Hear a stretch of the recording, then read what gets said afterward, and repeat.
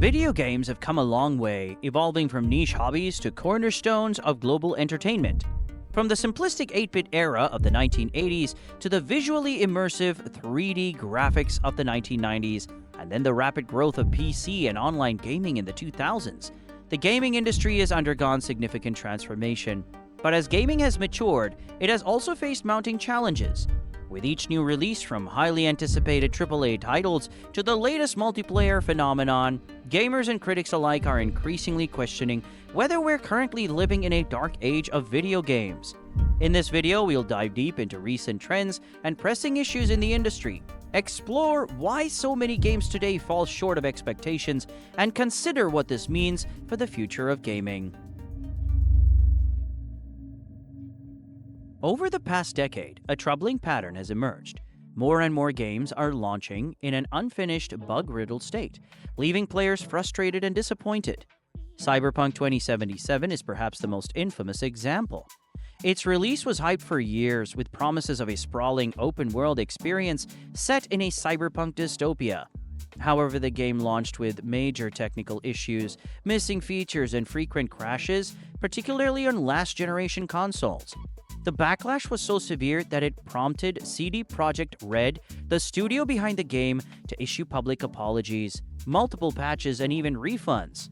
Fallout 76 offers a similarly frustrating story, marketed as an exciting multiplayer expansion of the beloved Fallout franchise. It suffered from severe performance issues, a lack of engaging content, and a general sense that it had been pushed to release before being fully developed. Even later titles like Battlefield 2042 and No Man's Sky have struggled to meet the grand promises made by their studios, with buggy launches and missing features that left fans feeling let down. Why is this happening so frequently? The answer lies in the escalating demands of modern AAA games and the enormous pressure placed on developers. Today's games are expected to offer hyper-realistic graphics, intricate mechanics, and massive interactive worlds. But these ambitious projects require substantial time, resources, and budgets, often more than the studios have or are willing to spend.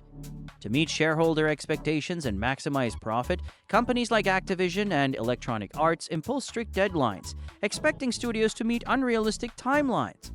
As a result, developers are forced to release games before they are ready, banking on pre-orders and holiday sales. This approach is profitable in the short term, but leaves players with unfinished games, relying on post-launch updates and patches to fix issues that should have been addressed during development. This trend erodes player trust. The excitement surrounding major releases is often overshadowed by disappointment, as games arrive full of glitches and missing content. The result? Frustrated fans, declining trust in once beloved studios, and a growing cynicism toward the industry as a whole. Another defining characteristic of this dark age is the near-universal presence of microtransactions. Initially introduced in mobile and free-to-play games, microtransactions have become a standard in full-priced titles, even in massive franchises like Call of Duty and FIFA.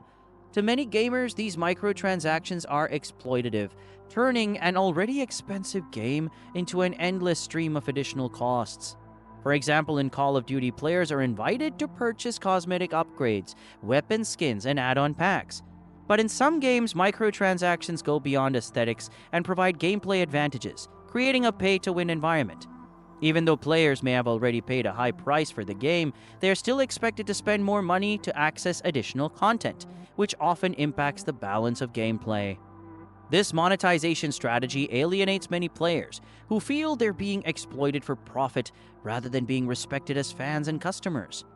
While some games like Fortnite use a fairer model where microtransactions are cosmetic and don't impact gameplay, the majority of AAA games use microtransactions in a way that can degrade the player experience. Fortnite is free to play, so optional purchases for skins or emotes feel less intrusive and more justified. In contrast, many AAA games that cost $60 or more still ask players to spend extra money to access certain features. For many fans, this signals that studios prioritize profits over providing a fully immersive, balanced experience.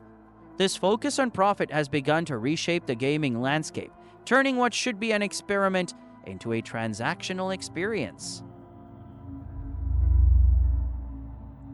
Creativity and innovation have long been the driving forces of the gaming industry. However, recent years have seen a shift towards formulaic releases and safe investments. Major franchises like Call of Duty continue to release new installments annually, often with minimal updates to gameplay mechanics or features. While these releases are profitable and familiar, they also lack the innovation and creativity that once defined the series. Even Rockstar Games, known for pushing the boundaries with games like GTA and Red Dead Redemption, has largely focused its resources on monetizing GTA Online with microtransactions, rather than developing fresh single-player content. Fans of Rockstar storytelling and world-building have been left waiting, as the company capitalizes on the profitable but less innovative online mode. This stagnation has extended across much of the AAA landscape, as studios shy away from original ideas in favor of sequels, reboots, and remasters. The rise of remastered editions of classic games is a clear sign of this creative stagnation, where studios would rather update older hits than take risks on new concepts. The financial pressure exerted by parent companies like Activision Blizzard and Electronic Arts, combined with the pursuit of quick, reliable profits, has significantly limited the creative freedom of developers. The result is a gaming landscape dominated by repetition and predictable formulas. This reliance on established franchises and proven mechanics stifles creativity and innovation, leading many players to feel that the industry is stuck in a rut. If this trend continues, the industry could face a crisis of confidence among players. Gamers expect a certain standard of quality and creativity from the games they buy, especially from studios and franchises they've supported for years.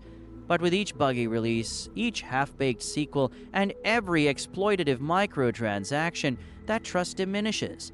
The gaming industry could be headed towards a collapse similar to the video game crash of the 1980s, where an overabundance of low-quality games caused a market downturn. However, some experts believe that the current cycle may soon change. The rising standards for AAA games, coupled with escalating production costs, may push companies like Activision and EA to rethink their approach. For instance, annual releases like a Call of Duty could eventually give way to long-term evolving titles that receive regular updates and support over several years, similar to live service models. Moreover, the indie games scene offers a glimmer of hope. Smaller studios often bring more passion, creativity, and commitment to their projects, proving that high-quality, innovative games can succeed without relying on exploitative monetization strategies. As indie games continue to gain popularity, they show the larger studios that gamers are still eager to support creative and fair experiences. The video game industry is currently facing significant challenges. High expectations for AAA titles, intense commercial pressures, and the increasing prevalence of microtransactions have all contributed to what many consider a dark age in gaming. But there is also reason for optimism. Over time, the industry may be forced to adapt, offering players the quality and creativity they've come to expect. Ultimately, the power to influence this change rests with us, the players. As long as we continue to pre-order unfinished games and support microtransactions in full-price titles, we signal to studios that these practices are acceptable. However, if we as a community adopt a stronger stance, prioritizing quality and fairness, we could help drive the industry towards a brighter future. By supporting developers who prioritize creativity, integrity, and respect for players, we can encourage the industry to rethink its approach and reestablish a commitment to high-quality, innovative gaming experiences. It's up to us to decide whether we want to stay in the dark age or be part of the change that finally brings gaming back into the light.